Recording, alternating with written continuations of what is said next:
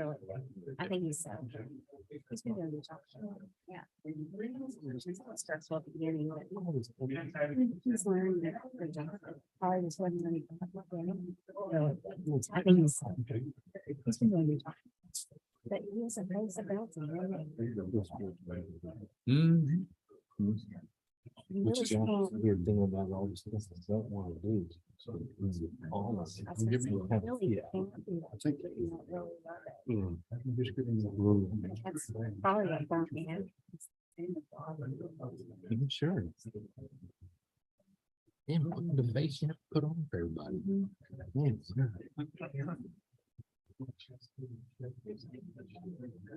This is a big one too. You know, I just remember that it's a 3-year commitment. That's it. Wait, what is that picture? Some people do a lot longer. That They're not at the 3 years. So the STR public done, you know, something. Let's see. You know what? If I just do this 3 years. Yeah. I don't win. You bet. And she kind of, yeah, I'm with a great staff, so.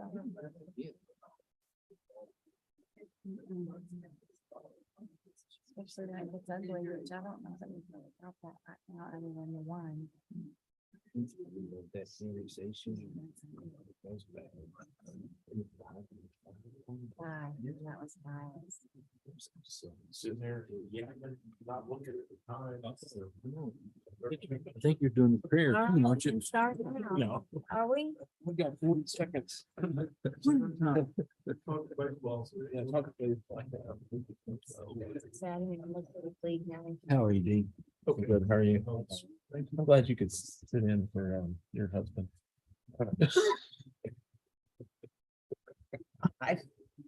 That's pretty common, isn't it? Yeah. That to Yeah. happen. Yeah. We had a friend in our group that saw me in the picture now, which I'm part of. Last week. I was so hit with that day, so. No,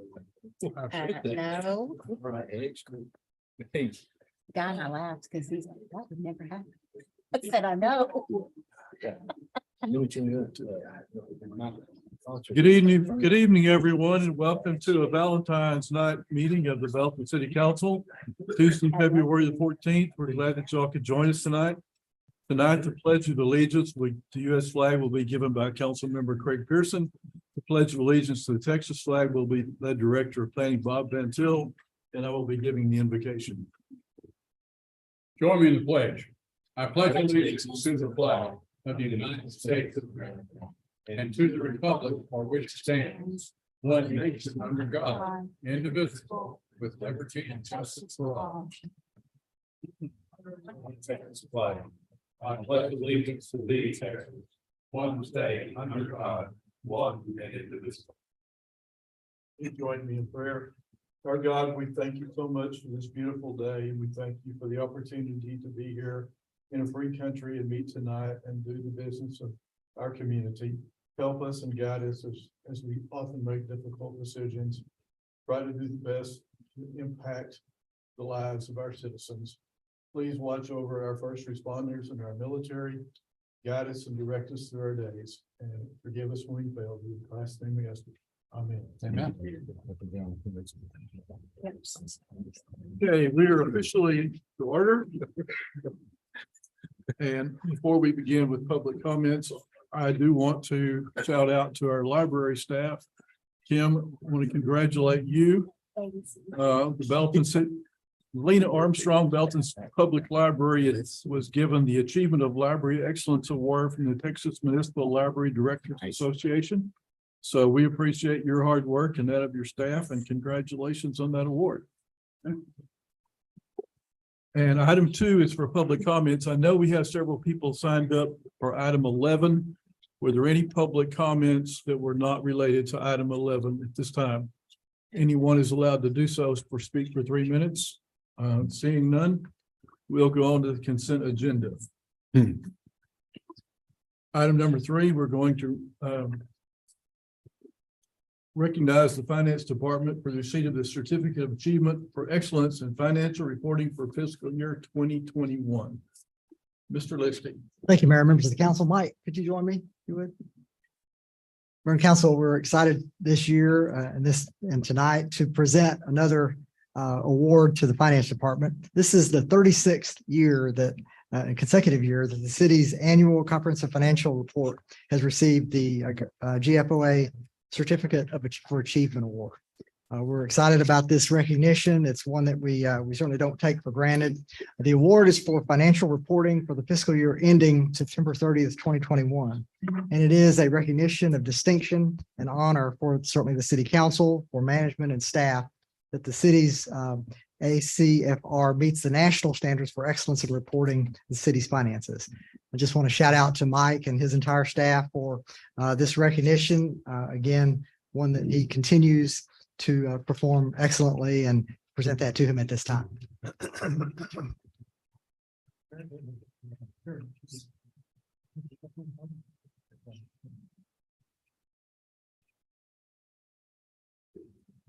Congratulations, Mike. Thank you very much. Congratulations, Mike, to you and your staff. And after 36 years, I think y'all have got this down. We appreciate all the hard work, and I know that's a time-consuming enterprise, and we're very appreciative. The consent agenda consists of items 4 through 10 are routinely may be considered to be routine by the council, may be enacted by one motion. If anyone wishes to pull one of those items, we will do so and consider it separately. Item 4 is to consider the minutes of previous meetings for January 24th, 2023, and B for January 24th, 23 regular city council meeting. The first one was a special call meeting.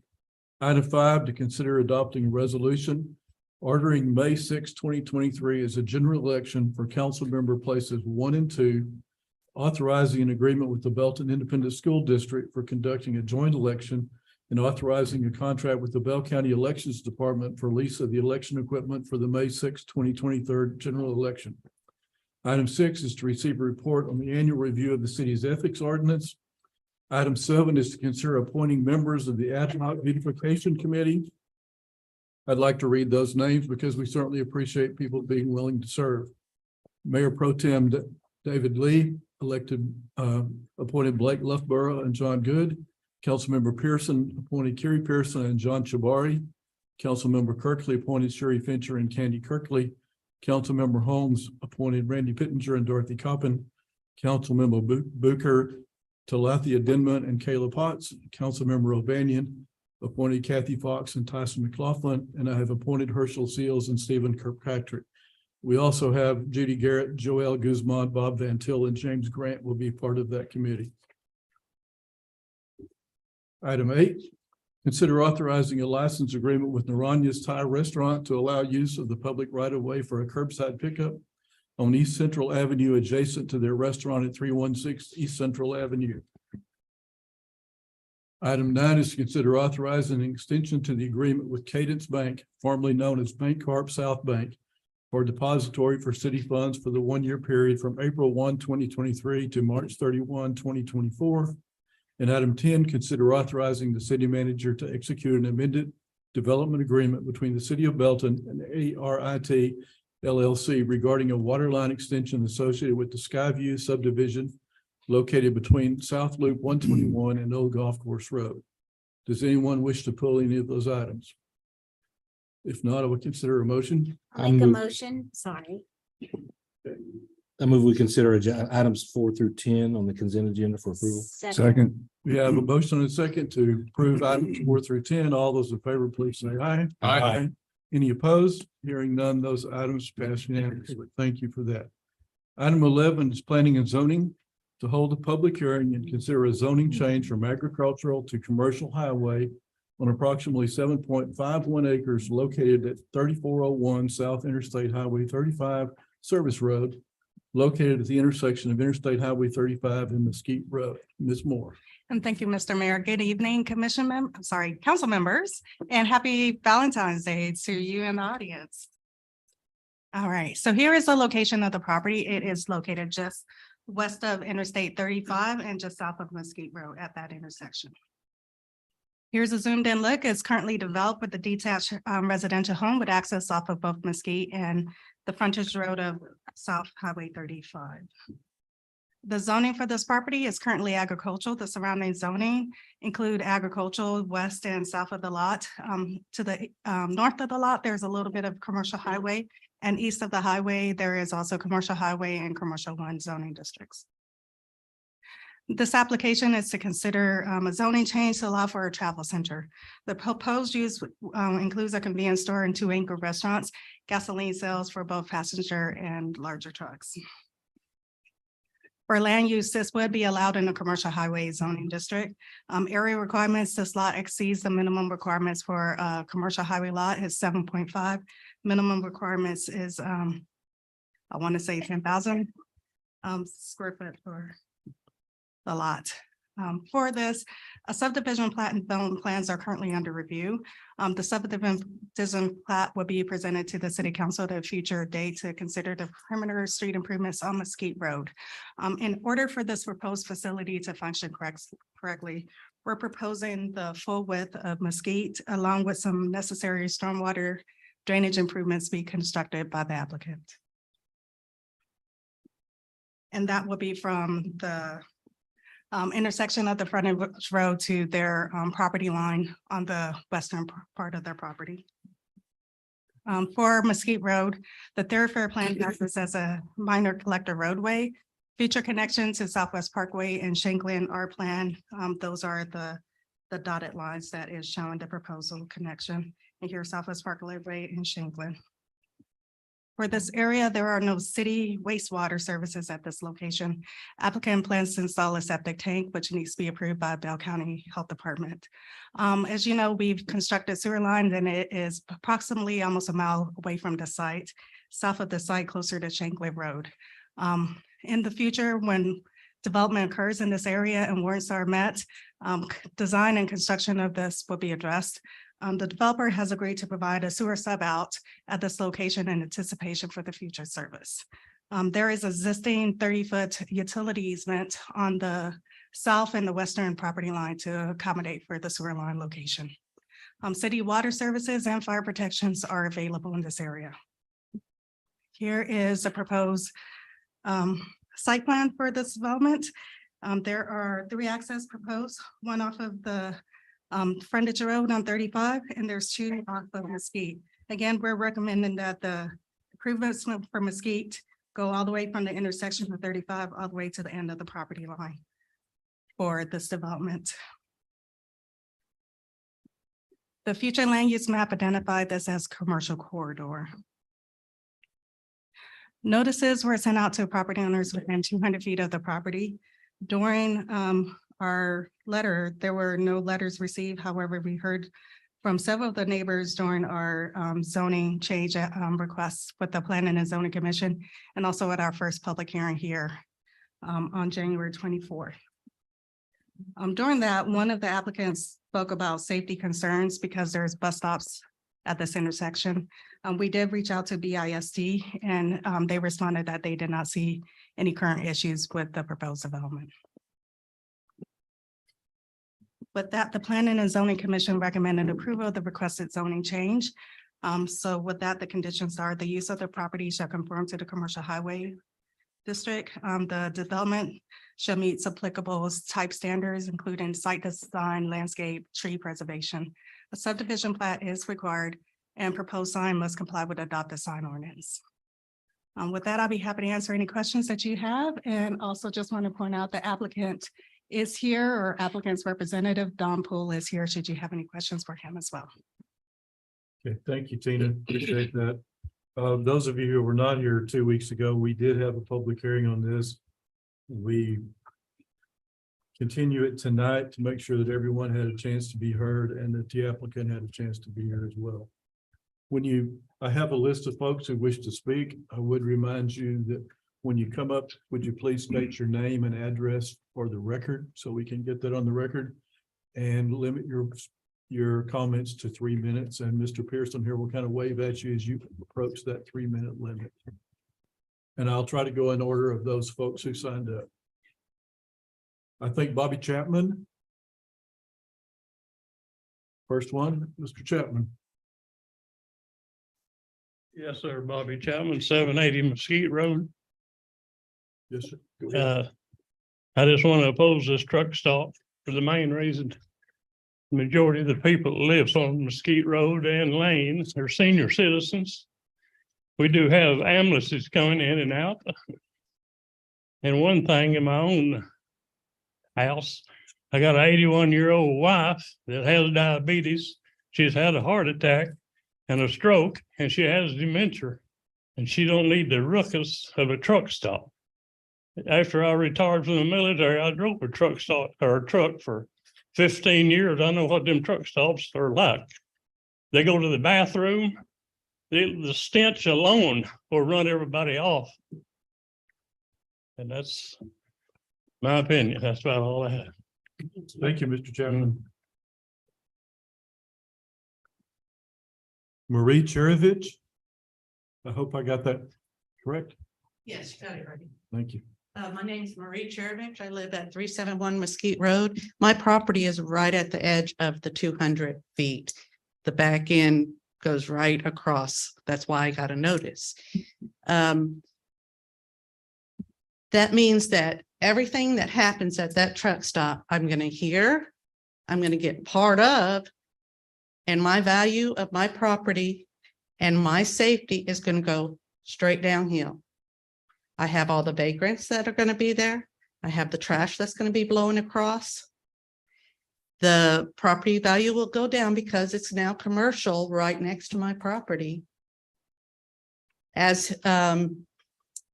he said, there's a lot of, can't even think of the word, I'm choked up now, but elderly people out there, myself included, getting up there in age. There's a lot of widows. I'm a divorcee. I'm by myself out there most of the time. And I live right there. I have the noise from the cars off the highway. I have the noise now coming from a truck stop. They don't turn their trucks all the way off when they go and rest. You said they need a place to rest. They can go rest where there's not other houses. The vagrants, the homeless, the crime, the fact that she brought it up, they're going to fix our road, which the city of Belton and the county was supposed to do a long time ago and has never touched to fix. That cannot be a reason to put two entrances into a truck stop off of our road. That means if they pass those entrances, they're going to go on down that road to try to turn around. Well, guess whose driveway is the first driveway? And it's a long driveway that looks like an old road. A lot of people turn around on my road. My driveway. I don't want them turning around on my driveway. We get people stopped at that right at the corner, taking a leak. Okay, if the truck stopped there, there's going to be a lot more people stopping at that corner, doing all kinds of things. And that's what it is. It's a truck stop. It's not a convenience store. That's all I have to say. Thank you, ma'am. You're welcome. Michelle Ciccarello.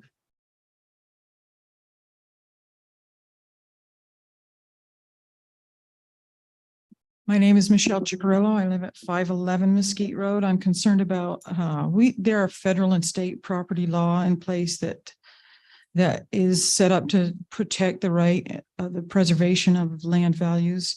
I'm concerned about, first of all, the impact on real property values and what plans are in place for assessing and compensating landowners for that. I'm concerned about whether or not the city or anyone involved with this is going to do a new geological survey because there's severe land slump in that area. Widening of the road is going to cause drainage problems for everybody on the south side of Mesquite Road. We already have houses flooding from the land slump problem as it is. Land slump is like erosion that happens underground. So you can see that the slope going from the road bed to the houses right now is much steeper than when it was built due to this slump. If you widen the road further, that's going to make the slope much sharper. A drainage culvert type situation is probably not going to compensate for that. We've seen examples in other areas of Texas where They ended up having to relocate the houses farther back because of the flooding. It's one thing leads to another. I'm just want to know that they're going to do a new geological survey to assess that. The fallout from that would be catastrophic. Obviously, as people look at the impact on drainage of additional road widening and the additional traffic, just catastrophic for landowners. Who is going to pay for that? Should we be engaging attorneys at this point, or is there a plan for that? And then the noise, traffic, and safety issue, that is not small. This is a residential community. And this obviously affects all of the other things, the drainage and the impact on our land values.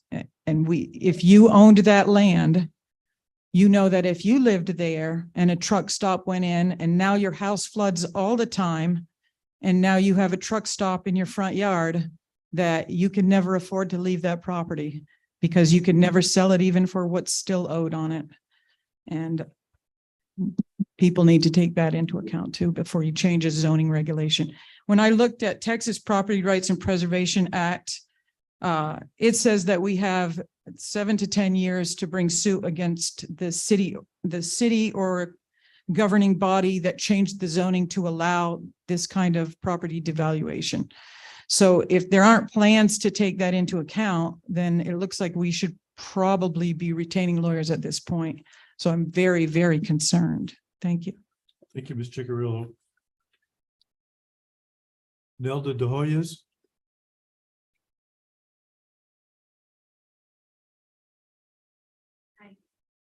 Nelda DeHall is 306 Mesquite Lane.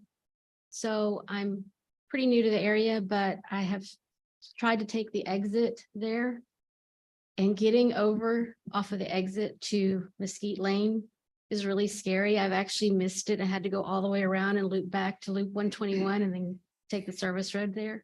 Because it's hard to see the cars coming off of the hill down and can't move over quick enough. I can't imagine trying to do that and then having a semi come off of there as well behind me.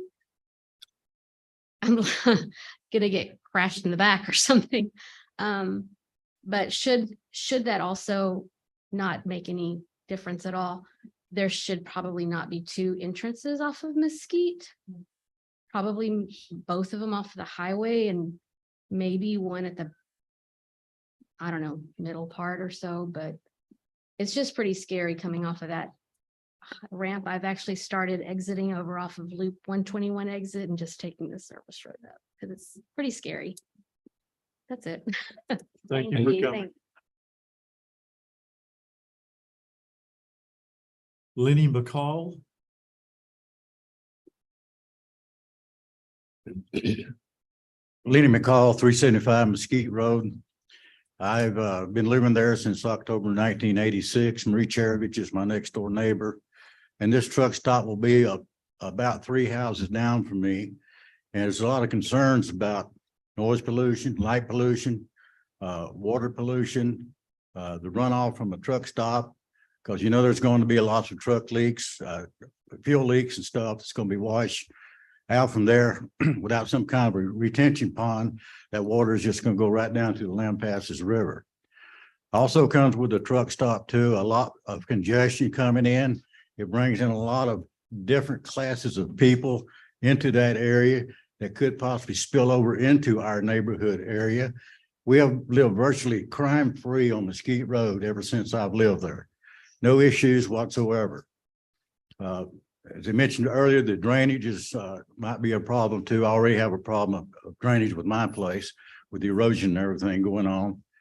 As you know, Mesquite Road is a dead-end street. There's only one inlet and one outlet there.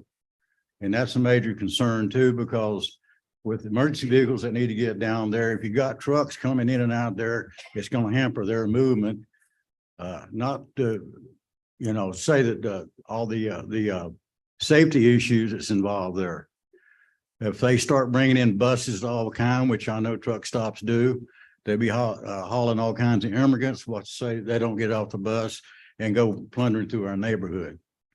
And I think that's a real concern. I think that that we need to take a look at that. I like to keep us crime-free out there where we're at. And I appreciate Mayor and Council, y'all give me the opportunity to speak today. Thank you very much. Thank you. Thank you, Mr. McCall. Appreciate your taking your time to come. Mr. Chuck Emmerich. All right, I'm Chuck Emmerich, 267 Mesquite Road. My property adjoins where the truck stop's gonna be. Okay, I'm not sure what kind of fence we're putting up. I heard privacy fence last couple of years. And then what are we gonna do when it starts falling down, deteriorating, you know?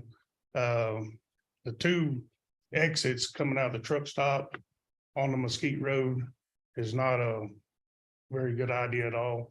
You're gonna have too many people coming in trying to get off the highway and coming in and out of there. And you said that they talked to somebody with the school district about the bus stop.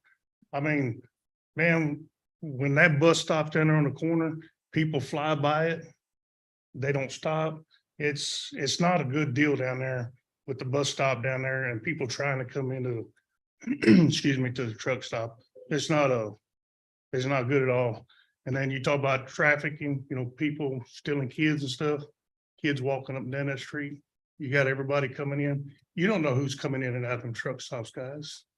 And there's all kinds of, whatever you want to call it, riffraff, whatever, different people coming in and out. And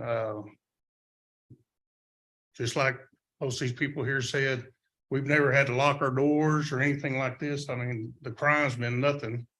And, you know, I mean, every one of y'all been around a truck stop. Y'all know the prostitution, the drugs, everything they drag in. You know, they might not start right at the beginning, but it will happen. And then we got bigger issues to contend with after it's all said and done. So I just pray that y'all check your hearts, see what's there. Thank you, Mr. Emmerich. Thank Mr. Byron Scott. Byron Scott, I live at 488 Mesquite Road, and I'd like to start off by saying, first of all, I love trucks. Me and my wife, we own a trucking company. I dream about trucks, but a truck stop at the end of this road is not a good idea. I've been to many truck stops all around the country. This is not, now, strip mall maybe, some stores or something, possibly not a truck stop. It's too small. The exit is too close. You'll have trucks. I don't know if they plan on moving that exit back or taking it away, but if that exit stays and you attempt to put a truck stop there, I guarantee you 2 to 3 fatalities every year.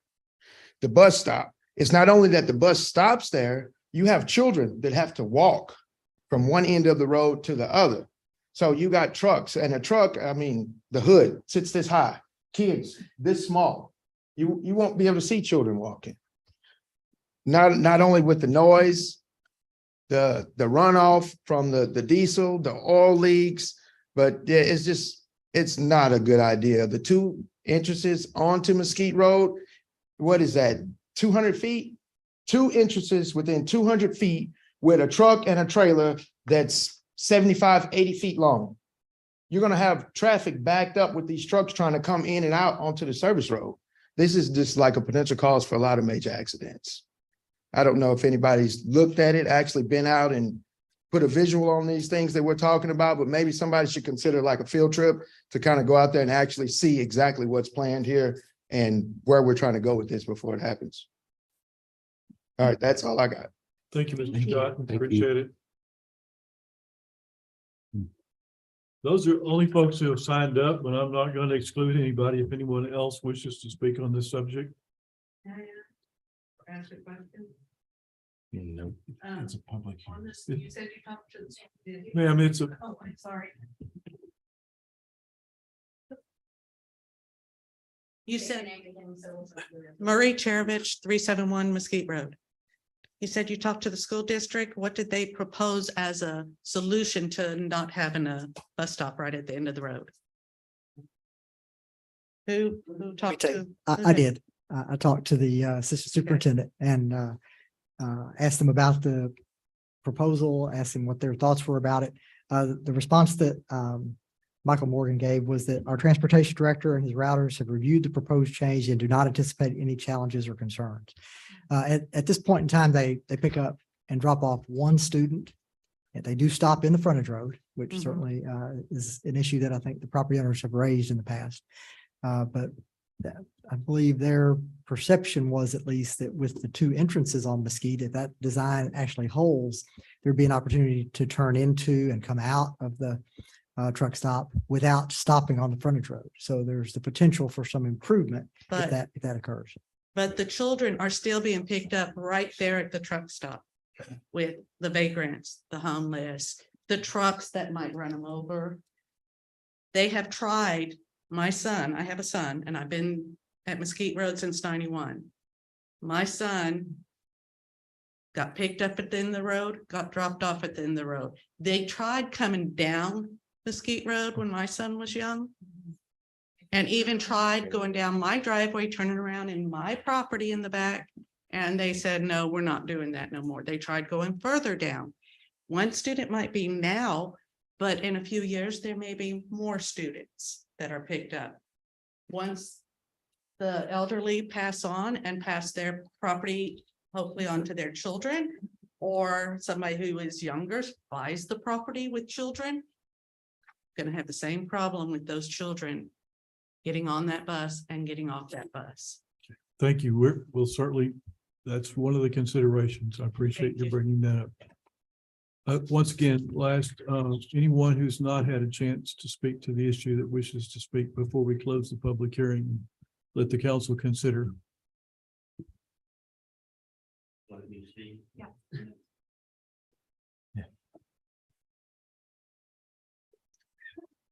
Evening, Mayor, Commissioners, and Don Poole, engineer for the project, not the developer. If there's any questions I can address, we will be addressing water quality, detention. The main access is actually going to have a decel lane on the service road for the trucks to get off their traffic out of the way. It's just a commercial development. I know there's always concerns when you have a neighborhood behind commercial development. Happens all the time. That's how commercial development grows. It's slated for commercial. So I'm assuming that eventually there's gonna be some sort of commercial there. Could we get that picture, the top view that showed the engineering drawing that shows, he mentioned a decel lane, so that way at least there's a visual. You talk about area? Yeah. Yeah. Yeah, there's a decel lane that's gonna be added. You had it right. Yeah, that was right. That doesn't look very wide. Yeah, I don't know if you can see the hatched area. Yeah, where it comes doesn't off. look like it's the width of your exit lane, so it's not, doesn't appear to be one vehicle wide. It one is. It is? Oh, yeah. Okay. Yeah, I think it's 12 to 13 feet wide. So they'll be able to get off out of the traffic and slow down to make that turn in. That will. It's text dot regulations. I mean, Understood. sorry. Understood. All right. I just wanted to see the picture when you mentioned. I just Again, wanted to make sure. I'm that not we the saw. developer, so please don't get mad at me. I'm just doing my job that I've done for years on the engineering, and we do meet all the requirements. Okay, thank you. So, Okay. and we are addressing all the drainage issues, going through FEMA, everything. So Is there a different way of engineering that where you don't have two fingers? Can't do this. We can't do this. I mean, we could get rid of one of the entries if that's a major concern. I actually think that it's a better idea for bus traffic. And or if somebody does miss that driveway, they've got the next one to turn in. So there's no chance of anybody going down into the neighborhood. So we need to, Do all- sir, if you would finish, we need to close the public hearing. It's not a back and forth right now. Yes, sir. So, I mean, that's basically it. We did do, a geotech, geologic, FEMA. So we're handling all the drainage, water quality, detention, utilities, access. And I believe we meet all the zoning requirements, setbacks, land use, everything. So All right. I'm available if you have any Thank you. questions. Thank you very much. Appreciate it. At this time, we'll close the public hearing then and open it up for council discussion.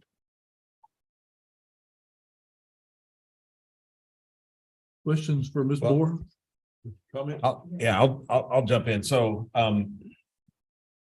thanks to everyone for coming in, and also thanks for the engineer to come, because that's why we tabled this, so you guys would have a chance to talk about it as well. I would say I'm gonna land on both sides of this. I think along the commercial, along the highway, to have zoning commercial highway is congruent with the development. It's gonna be commercial highway. And what we're considering right now is, should it be zoned commercial highway? So from that standpoint, just black and white, it's like, well, makes sense. It's on I-35, it should be commercial highway. The second thing is, okay, putting a truck stop on a commercial highway. Again, it's like, that makes sense. You're on I-35, there's lots of them. And so then you get into I'll go on the flip side. Anytime you have a neighborhood in transition, because I think there was a house and a pond here or next door. Anyway, it was that you have these neighborhoods in transition, and we've seen that happen at Lake Road and other places. And so we see neighborhoods in transition, and it creates a tension for a season, but not forever. And it's hard for the city and the citizens to do that. So all that being said, it seems reasonable to do that, but I've done my homework, and I went and I've done the tour, and I went and looked at several other truck stops, and I looked at what was consistent and inconsistent, and what would be good or bad about this one. And I agree, the drainage here, especially having a truck stop, creates issues. Being in close proximity to the citizens also creates issues. But those aren't killer. Those are just issues that we should be able to manage. The two things that I don't think we can solve that give me pause. One is, they were talking about if you look at the exit off of 35 and the entrance onto I-35, with the way they've redone most of those kind of, we go to Y intersections instead of X intersections now, I think is what it is. They call those Ys or X's, I don't know, whatever it's Ys. Anyway, so usually they're pretty long. I mean, like if you're in Salado, it takes you like 18 cities to get back to Belton. It's just, you're on the access road forever. But this one, you actually get off and can get right back on. And this is right in the middle of that. And so what they've done in Temple, in front of Temple High School, is they've actually put cone or little things so you don't try to get over to the high school at that first little, which is about the distance here. And so they've actually had to modify the exit. And all that does is put bumper marks on the people who drive over the plastic, because they're going to make that anyway. And so when you try to make that anyway, that also happens to be where a huge amount of people take Loop 121 to get on 35. And that's one of the roads I get on. So you've got a lot of people coming from the Expo Center trying to get on when these people are trying to get off. And I think that that's a significant safety hazard. If this was at one end or the other, and like one of the ladies said, she exits and exit early so that way she can use the decel lane if you had to, but that's not likely what's going to happen. So I think that there's a safety issue with the proximity between the entrance and exit, because it's right in the middle and there's not a lot of runway in between to navigate, especially a truck turning wide into that. The second one, and Troy is the closest one that I could see that had something similar, is there's a significant amount of traffic that potentially could turn on, but it would be hard to like exit that and then get up to speed to get on the highway, which is most people are going to try to do. And so in Troy, they've got a back, there's a road behind them, old 81 or something like that. And so, but that, because of the weight of the trucks, it's just pothole after pothole. It's just, even though they put nice pavement, and because of this, I think that there's going to be some issues, because I think the city would need to consider extending Mesquite, and I don't know what that dotted line was, Shanklin or something. Southwest Parkway. Yeah, so I think if you had Mesquite and Southwest Parkway tied in there, then this would work within that circulation, because trucks could exit and go up Southwest Parkway and hit Shanklin Road and get on, and I think that would work better. But we don't have, in my opinion, and I'm sorry for the long, I don't think we have the infrastructure for this particular use within commercial highway.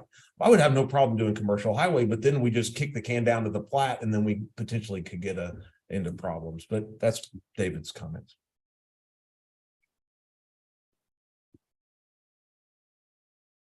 Anyone else have a comment? Yeah, I feel like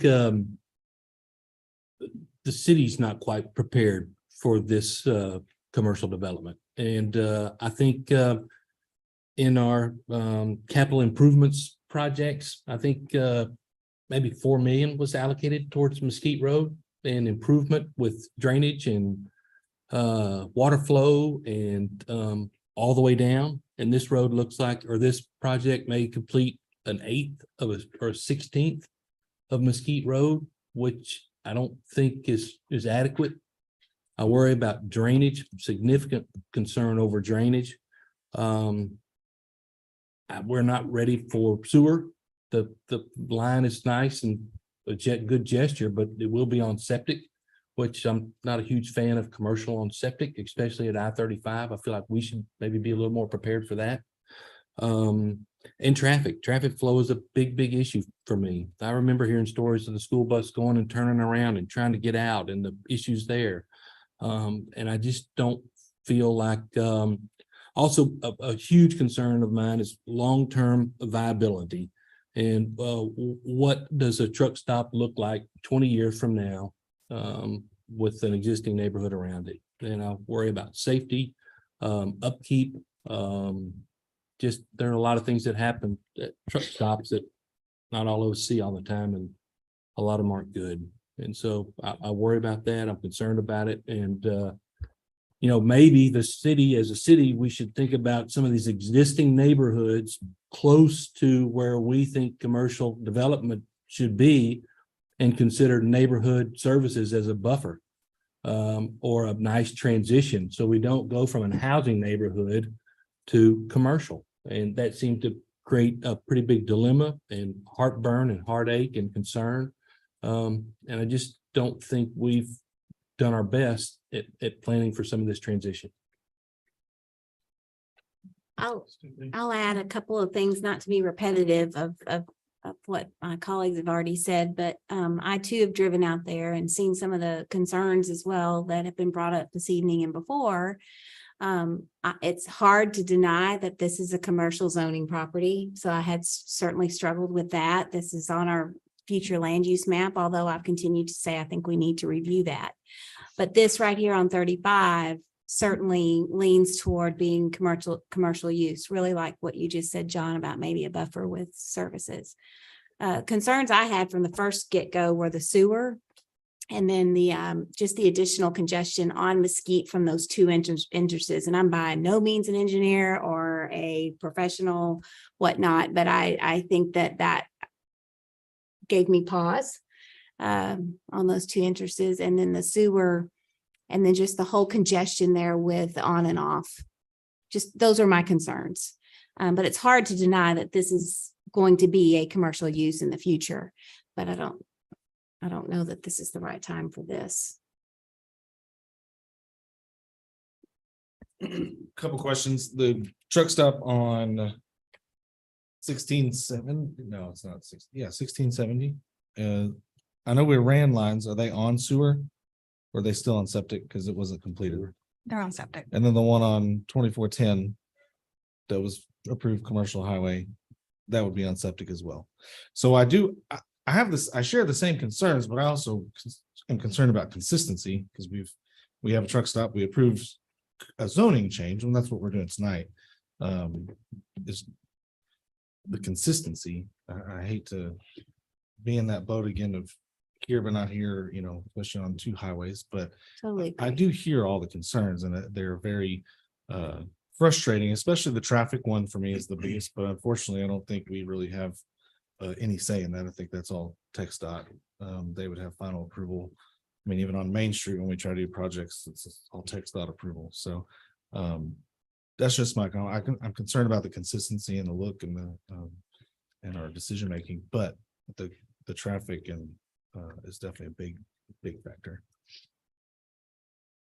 And I don't know that the sewer is a reason to deny the project. In my opinion, it was just a concern. And I don't think I was around for those two, but that's a great point. I think if there is a place that we would deny it or that it would be a major consideration, it's here, just because of the land slump that was pointed out. We know what a boggy area that already is. And yeah, you can fix the road, but it's still right there by the Lampasas River. And a whole lot of water comes down that hill. And I trust our civil engineers. I certainly trust our folks at Bell County that does the work, but that's not ideal. I sure would like to see that be on on our sewer system. I certainly am concerned about the traffic on and off of I-35. That looks to me like a disaster, perhaps second only to what we have right now with I-14 turning to the northbound and coming down. Don't think we want another one of those in our area. That there's got to be a better way to do that, or there's got to be a better use for it than trying to bring all that truck traffic off on that poorly designed area right there. Anyone else? I have the same concerns that have already been expressed about the traffic and the exit. And I know David's gone out and looked at multiple truck stops, but I've been out and looked at this area and I actually used to drive a school bus for many years too. So I understand you're concerned about school bus safety because too many people ignore those flashing red lights. But that's not really what my biggest concern is, to dump a whole great deal of traffic here in an area. And obviously being on I-35, the commercial potential here is great. It's a matter of, does this really fit? As John said, is the city really ready to be able to do the things that would make this flow more safely? And I'm really concerned that that's not the case right now. It's not that we don't want to be able, but we're not in a situation we can go in and rebuild those roads right now to make this viable and safe for all the citizens that are involved. I do think, y'all are out in the country and it was really great, but something's coming there because of the, traffic on I-35. But whether or not this is the right thing is the dilemma this evening. So. Is there a sidewalk on that? There would be one required off of the frontage road on South 35. There is a sidewalk on Mesquite Road that's proposed on the north side of the road. Yeah, I think there's two divides for me. I think one is just looking commercial highway, zoning it commercial highway. I think that's a fair request.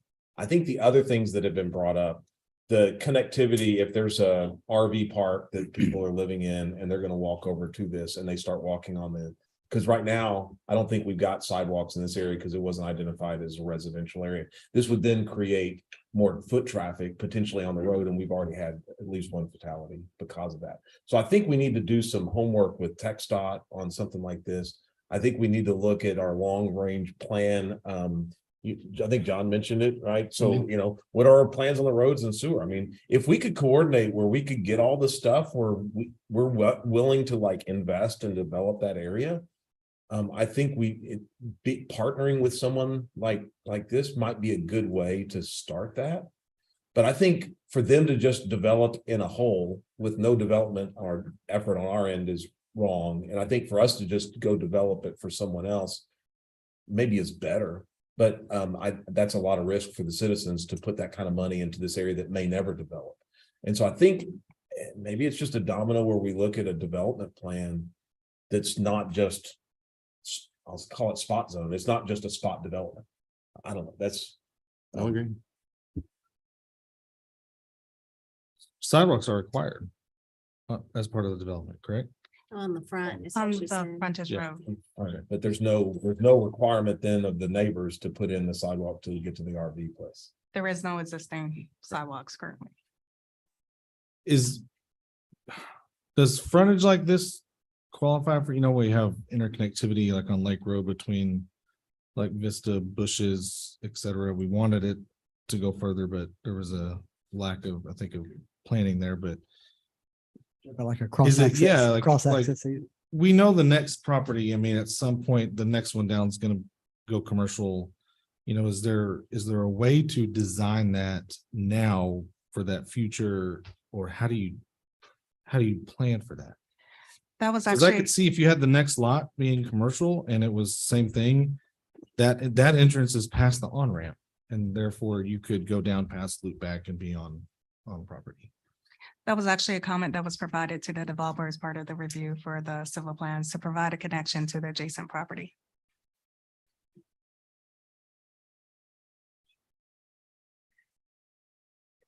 The one other concern I do have is it looks like some of those parking lot spaces are, encouraging overnight or,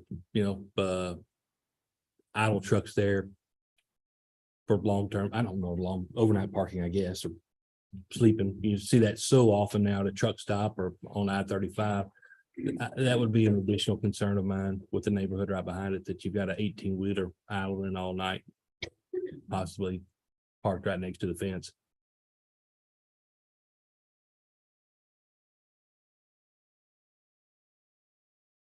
I'm assuming that you're referring to the truck Yeah, parking exactly. Yep. spaces. And this is not a PD, is it? No, sir, it's not. Not proposed as one.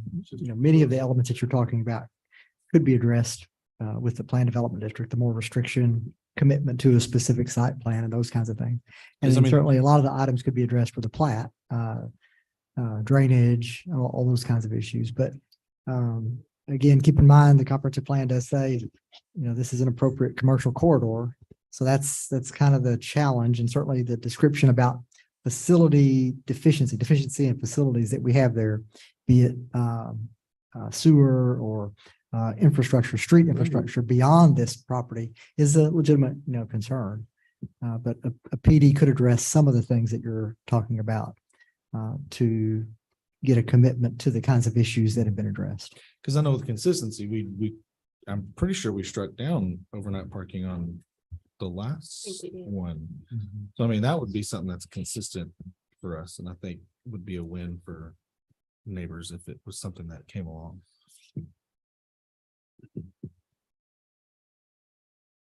Are we allowed to speak? Unfortunately, no. Sorry. Yeah, sorry about that. Did you have a? Sorry. I don't. I don't, I do not. I mean, yeah, do we have a motion? So I guess there's some Hot potato. there's some reservation to the motion, which I think is understood. But at this point, we can approve the zoning change. But then if this same plan comes back, we would be able to, The review of the plan, if it's zoned just straight commercial highway, the We wouldn't plan see review would it. just be an internal process. The plat would come back to y'all, but the layout and the issue of overnight parking, some of those conditional type elements could not be handled with just a straight zoning. You'd have to move towards a plan development district and see if the applicant would be willing to accept it. Yeah. Mhm. Yeah, I've got a motion. I found a motion. Thank Second. you. Yeah, so I agree. I think we need to do plan development on this, especially because it's close to residents. So I think just straight commercial highway, I think it needs to be plan developed. And I think we as a city need to do a little more homework on the regional development, not just the site development. So I think in parallel, we can investigate a plan development and a regional development plan so we can at least know where we're going and what kind of costs we have, because they've enumerated the cost it is to them. We need to enumerate what the cost is to the rest of the citizens. So I would. Well, move that hang we- on just a second, Dave. You might consider, this didn't have anything to do with the basic guts of what y'all are talking about, but you might consider, there's a deal in the zoning ordinance where if you turn something down with prejudice, then the applicant is forbidden to come back for a period of time. I don't have it in front of me. I think it's 6 months.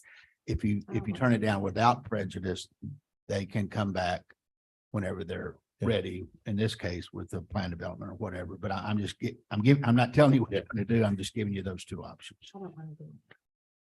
Okay, plan development would give us a chance to look at the entire area before we went forward with any.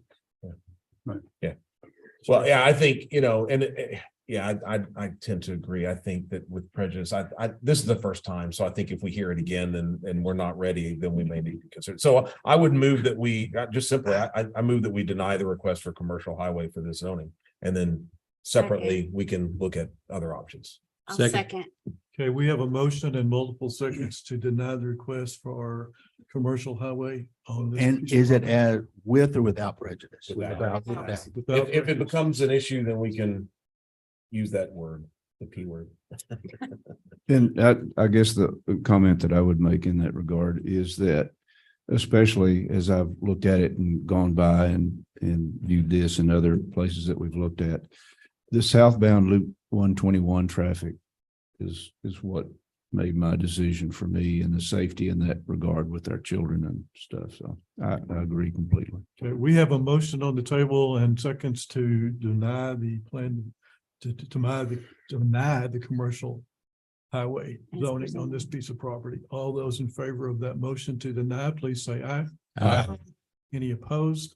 Okay, that motion passes to deny that zoning change for tonight. And something to study for the future.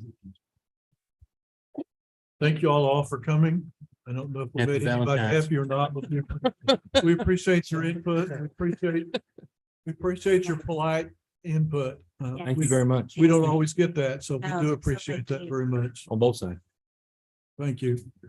Have a good evening. Item 12, receive a presentation on the annual comprehensive financial report for the fiscal year ended September 30, 2022. Mr. Rogers.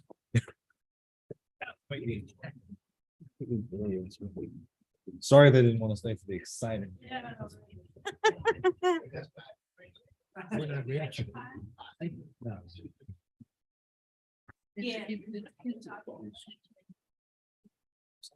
Can come back.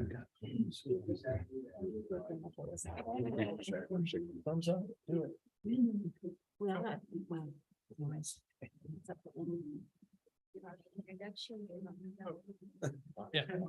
You can do it with your finger if you don't. Mr. Rogers, would you introduce your guest? I try. This is our auditor. She doesn't need more introduction. Go. Okay, Christy Davis with JRBT. So I know I see several of y'all at this time of year. So happy Valentine's Day. Thanks for letting me be here tonight. And Mike and I realize it's between us and whatever you're supposed to be doing for that special someone tonight. So we'll keep this quick, but obviously please let me know if you have any questions. Before I get started, I do want to thank Sam and Mike and their team. This is no small effort every year. I know Mike gave you a copy of this year's annual comprehensive financial report for September 30th, 2022. If you count the title pages, table of contents, we're like over 150 pages now in this report. So for a few of you that have endured this with me over the years, it is getting bigger. But I mention that because it's no small feat to put all of this together, both for Mike and his team and my team as well. So I know every year, and I'm glad I get to be here when they present that GFOA award, it has a lot of meaning to both of us. So I'm excited that the city continues to get that every year. So I'm here tonight to talk about the audit results for the September 30th, 2022 audit. And then I think Mike's going to go over some financial highlights contained within this report. So we will not flip through all 156 pages of this. We can, and for somebody to give the award to the city, there's actually people out there who do read every item on that page. So bless them. We were engaged to come in and review the audit for the city. And so here on this first page, just a reminder that these financial statements are the responsibility of management. We come in and conduct our audit to make sure that they are fairly presented with the standards, not only that we have to follow for the audit, but also the accounting standards that the city has to follow and express our opinions on those financial statements. So the purpose is to make sure that these can be materially relied upon by any users of these financial statements of the city. So our audit procedures include these items here. We make several selections of transactions and look at several account balances at the end of the year and during the year, and even look at amounts included in the footnotes or the disclosures of the financial statements. And Mike and his team are required to provide us everything that we ask for, and they do a very good job of that and do that very timely. So, that's part of our audit and takes quite a bit of time. Another thing that we do is make sure those accounting principles that are being used by the city do follow all the requirements that they're required to use. And I did put in here this year that there was a new standard that was effective at the start of the fiscal year. It's called the lease standard. And essentially, the powers that be out there, both in the governmental world and in the private world, have decided they want full transparency for any organization that has leases. So they want to see those assets that are being leased on the financial statements. They want to see the related, what's called lease liability for that, instead of those just showing up in a footnote disclosure or monthly rent payments that show up on the income statement. So this was a new standard required to be adopted. The city has an instance in which it leases from another party, and that would be in its water and sewer fund. And then it has an instance where it leases to another party. So both sides of the spectrum there. Both of these are relatively immaterial to the financial statements, and this implementation did not have a major impact on net position, fund balance, or changes therein. Another part of our audit procedure is to look at estimates used by management and make sure those are reasonable. Again, that they're following standards to the extent that they're required to. And then just also other municipalities that we audit, that those estimates seem to be kind of consistent with what others are doing out there. And then all of this comes together for us to be able to provide our opinion on the financial statements. So some of those major accounting estimates that we look at are accounts receivable for the city, and making sure what's being reflected in these financial statements are what is anticipated to be collected. And we have the ability to have hindsight and see what has actually been collected since year end through the end of our audit procedures. To look at carrying amounts of the capital assets, that's a large asset for the city. Essentially making sure that useful lives and depreciation methods are being met and followed, not only by the policy that's set by the city, but as I mentioned, what we see in other locations. And lastly, our favorite from several years ago, pension and OPEB liabilities and related outflows and inflows. And that all comes from actuarial reports from TMRS. I'm pleased to report we did not have really any audit adjustments as a result of our audit procedures. So Mike and his team have done a great job before we come in to properly close out the year. And so here, as you'll see, we gave a clean, or what we called a modified opinion for the city and its financial statements as of September 30th, 2022.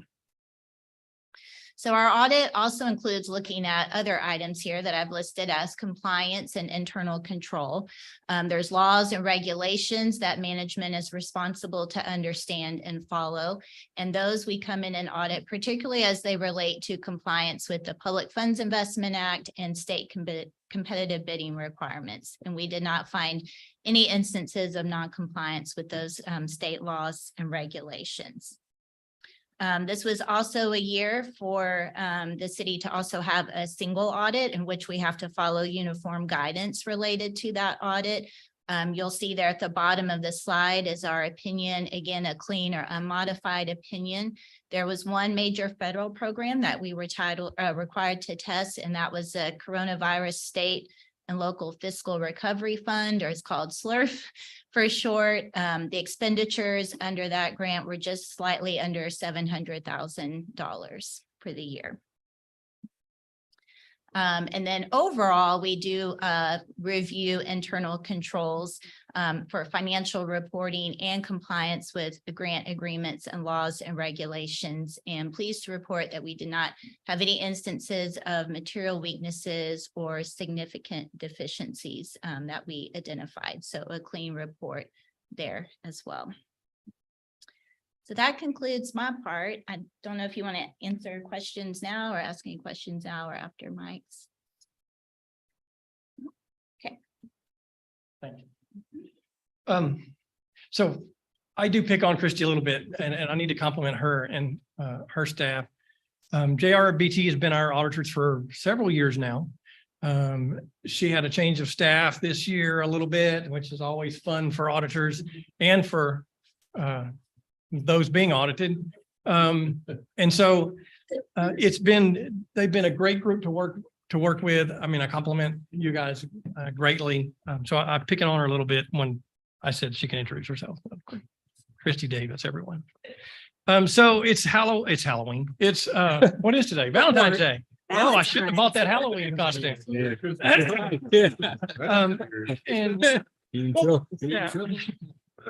And so because Christie and I both love accounting, we're going to probably dim the lights a little bit and get it romantic in here as we talk about financial They just results. ruined my Valentine's. Yeah, just. Yeah, there we go.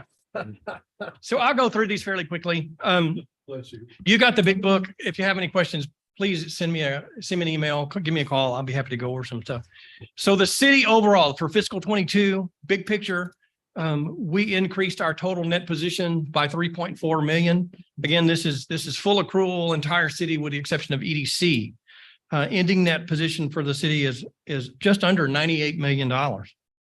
That total net position, it can be divided into three sections. $69.8 million of that 98 million is capital assets. This is all the infrastructure in the ground. The next category is restricted net position. Those are assets that have legal or restrictions on how you can spend it. The last is unrestricted net position. That 21 million is money that then we have to go spend, pay bills, do our normal business with. Moving down to the fund level, the general fund in fiscal 22 reported net income of $1.3 million. The big driver there was property tax and sales tax revenue. Both went up substantially in fiscal 22.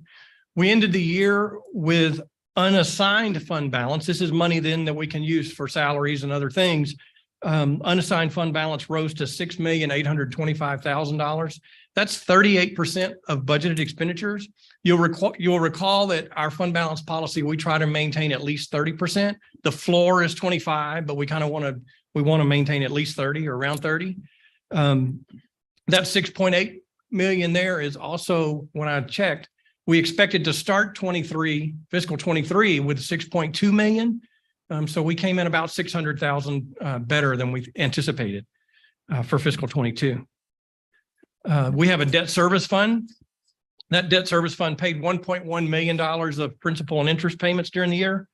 Fund balance in that fund fell by $63,000 because property tax collections were a little less than we anticipated.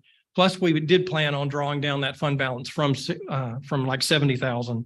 Now we're down to 11. You'll also remember the general fund contributed $30,000 into this fund or would not have had positive fund balance. We do have several other governmental funds. The TERS fund performed well. It had net income of $340,000. Contributions coming in, rising property values are what drives that.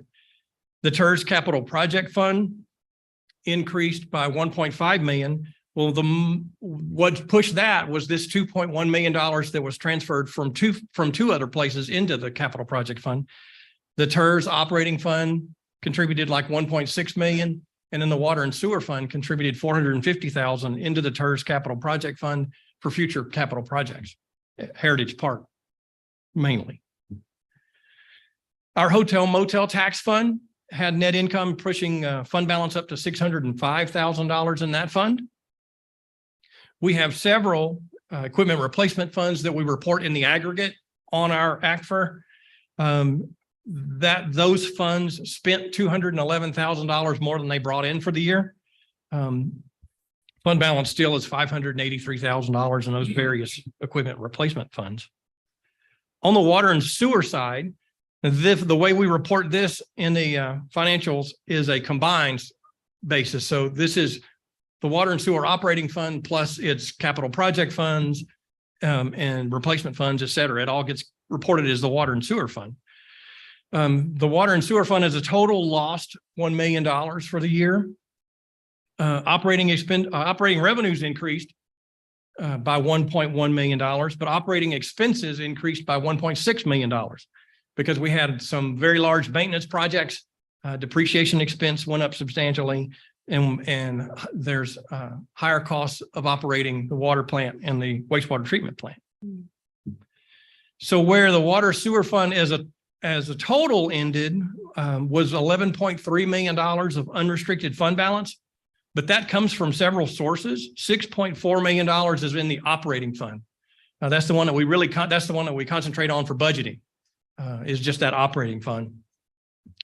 There's $3.7 million in the water and sewer capital project funds, just over $1 million in the water meter replacement fund that we contribute to annually.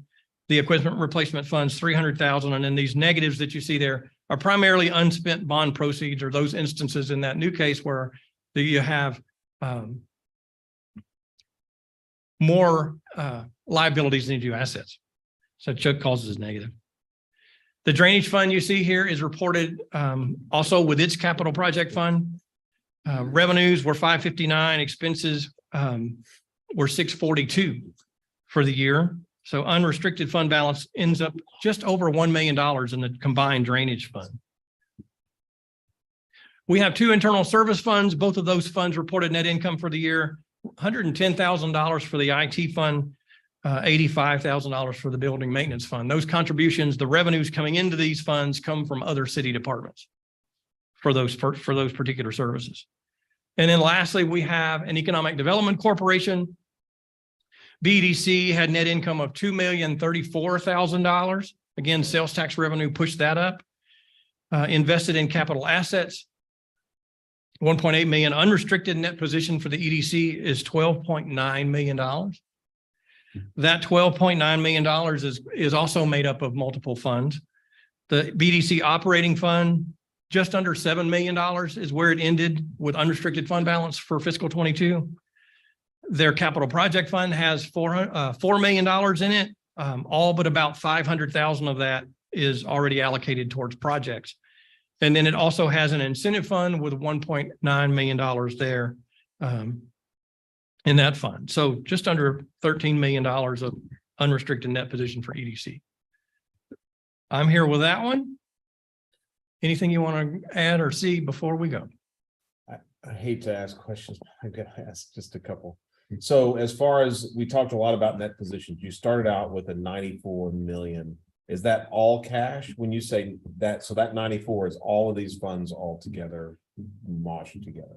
Yes. 95 and Cumulative 94, total, that right there. 97. So that, yeah, that 97 is all funds, all in, full accrual basis of accounting. Yes. But it says invested in capital assets. That's not liquid. That's not. So what I'm looking for is like things that can be exchanged for $1. Correct. That's not those. That's not those. That's so what's the total? Because we're looking, I'm seeing a lot of trees. I'm looking for the forest of the cash. Okay. The cash forest. The best number for a general cash is that 21 million right there, the unrestricted net position. Essentially, that's going to be. Unrestricted is also cash, but there's some net liabilities. It's legally tied in. Well, but no, so I think some restricted would be, we know we're going to build a bridge, right? And then next month we may find out, oh, we're not going to build the bridge, and all of a sudden it becomes unrestricted. So it may be committed. Is there a difference between committed and restricted? I'll say that. Because one is like, we've actually started building the bridge. We're going to have to finish it. Or obligation. Or I don't know. Yes. So restricted. Yes. So when we're looking at this level, help me out here, Christy, if I say this wrong. So what you see in restricted is going to be legal restrictions and then like bond funds. So we've issued this for bond funds. And so that's kind of where The it has to. restriction set by somebody outside of the city. Okay. So There you you go. have to use it for what they gave it to you to use it. Okay, so it may not be that bridge, but it might be a road or another bridge that fits within that. So you can't just go buy a burger with it. You got to spend it for the. Right. That's correct. So what's available for spending, it's not quite true cash money, is the unrestricted net position of 21.